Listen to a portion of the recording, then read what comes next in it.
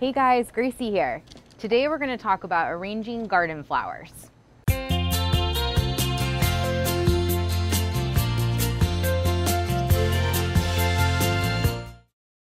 So if you're like me, you might have a huge variety of flowers in your yard and garden.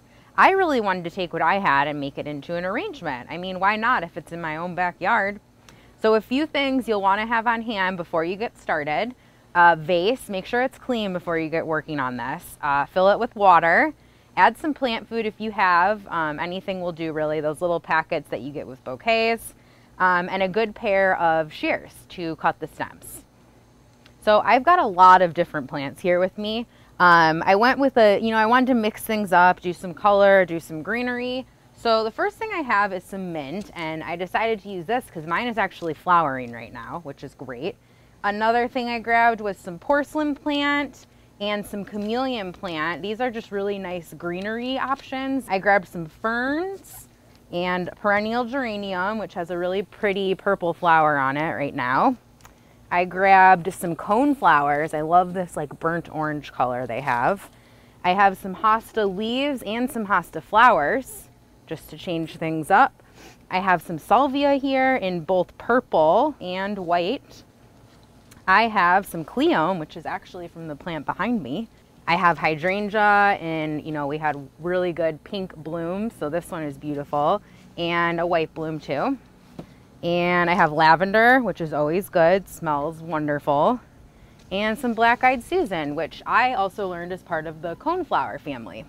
The last thing I added was some dill, surprisingly, because I just think it's a really cool look and I have a lot of it. All right, so let's get started. One thing to keep in mind while you're doing this, for all these different plants and flowers here, just be sure to sort of tear off the leaves here that are going to be submerged in water. It just keeps things healthier. Just kind of let it be the stem in there. So I'm going to start with these ferns actually, which are pretty cleaned up. So these are a good base because they kind of keep everything together. Next, I'm probably going to focus on this chameleon plant and the porcelain plant, and also the mint too. So those three are next. I love how this is looking already. So much to add. Okay, next I'm going to go with, I think this big pink bloom. Kind of a nice focal point. Let's see. I'm gonna go with some Hosta Flowers. And what I'm kind of doing as I pick and choose here, just measuring it against the vase. Seeing what height I want. And mixing it up where I want to. Taller in some places, shorter in others. Okay, let's do some coneflowers here. Okay, I'm gonna do some of these black-eyed Susans now. I have so many of these in my yard, and they're really vibrant right now. White hydrangea as well. And what else do I want to do here? Oh, some salvia. That's what I wanted to add. I love this deep purple color. I also have the white, which is beautiful. And then some Cleome. As I mentioned before, there is a ton behind me. Lavender, which will keep things smelling wonderful. I love this dill.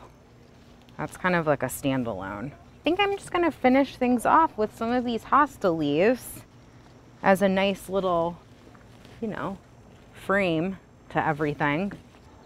I love that. And there you have it, my friends.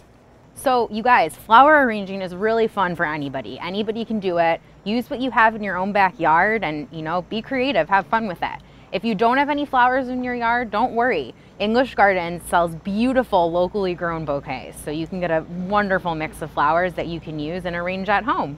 For the flowers from my yard that were used in this video, check out the link in the description below. Stay tuned for more episodes of Let's Grow.